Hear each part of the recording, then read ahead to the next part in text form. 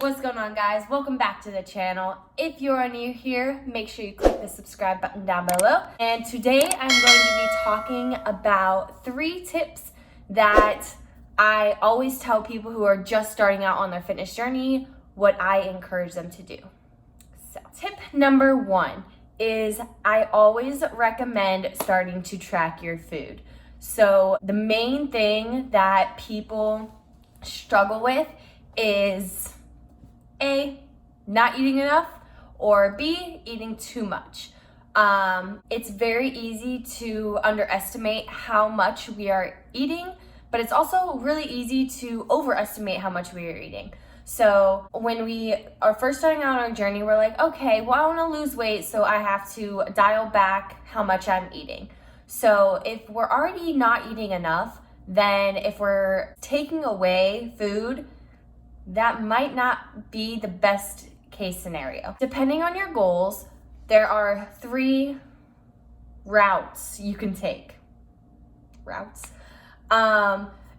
First is a caloric surplus. A caloric surplus is you're going to be eating more than you burn off. This one would be for anybody who is trying to gain weight, gain muscle, anything like that. The next one would be caloric surplus.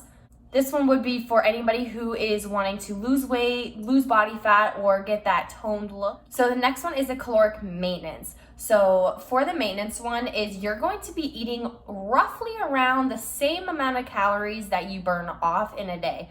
So this one, you're not necessarily going to gain or lose weight. Now, mind you, everybody fluctuates a 5-pound radius. It's natural, everybody does. It all depends on what you have been eating, if you're holding a little bit more water that day. Now, there are different types of ways to figure out your macros and how much you should be eating. You never want to go underneath or below 1,200 calories because around 1,200 calories is about how much our body needs to just fuel its daily functions.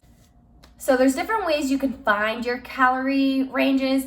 I'm not a big fan of the calculators or the equations that you can find online. Yes, they can give you a kind of estimate when you're first starting out. I always have my clients track their food for 5 to 7 days, eating normally how they would, keeping it the same. From there, afterwards, you get an estimate. So say I have a client and they track their food, they're only eating 900 calories a day. I'm not gonna bump them up to say 1,900 calories a day if that's what a calculator requires of them.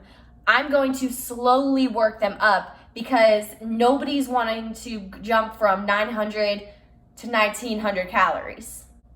When you're first starting out, you're gonna be like, whoa, that's a lot of food. And the same with taking a client a step back. So if somebody's eating 2,600 calories and a calculator requires them to eat about 1,500 calories, I'm not gonna just drop them that drastically down because they're going to be starving. So I would just take them down a couple hundred calories every about 2 weeks. And also, the calculators aren't 100% accurate. So take me for example. If I use the calculator, it's gonna tell me to bulk. I need about 2,600 calories. Now, 2,600 calories is a lot. However, that's not gonna get me into a bulking range that I would like. Right now, I'm eating close to 3,300 calories and I'm not gaining at the rate that I would expect me to. So I'm going to end up probably increasing a little bit more. Everybody's different. Calculators and equations. It's a one thing. Yes, you can plug in different numbers and stuff like that. However, you got to kind of learn your body and understand what works for you. That's why I always encourage track your food, see where you're at, then go from there because equations don't work for everybody. Tip number 2. Drinking a gallon of water a day. Now, yes, you will be peeing a lot. You're adding more water to you, you're ridding your body of more waste, you're flushing out your system, you're going to be peeing more. However, our body is like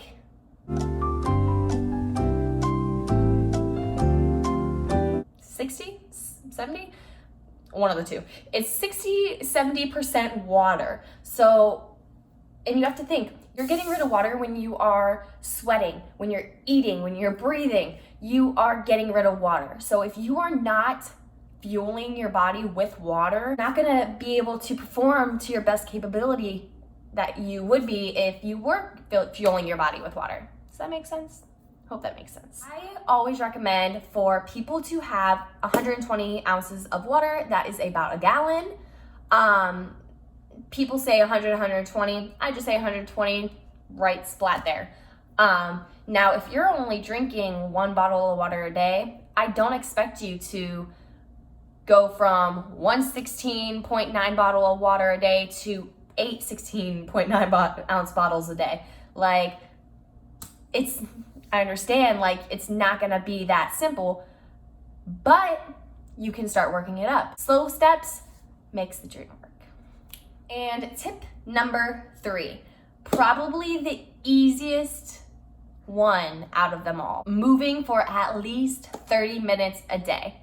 And when I say moving for at least 30 minutes a day, I don't mean a slight walk. I don't mean you want some type of intense movement. So something that's gonna get your heart rate up, something that's going to challenge you. Now, a 50-year-old's intensity and a 20-year-old's intensity is going to vary. So find what is challenging for you and keep pushing to exceed that limit. So those are 3 tips for if you're just starting out. I really hope these help. If you ever have any questions, please feel free to reach out, and I'll see you guys in the next video.